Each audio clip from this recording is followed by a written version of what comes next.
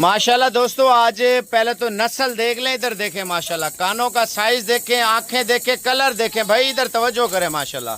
अब आपको रेट बता रहा हूँ। साबिर गोड फार्म का एक नया ज़बरदस्त पैकेज पहुंचा है अल्हम्दुलिल्लाह। साल 2026 का सीज़न लगाना है ना इंशाल्लाह ताला बकरे, और हर साल बच्चे अगर ब्रीड से लेने आते कि पहला साल जो है ना बकरों का लग जाएगा आपका सीज़न, और अगले साल अपनी ब्रीड जो है ना तैयार हो जाएगी। 2-3 महीने बाद बकरियाँ अल्हम्दुलिल्लाह क्रॉस होना शुरू हो जाएंगी।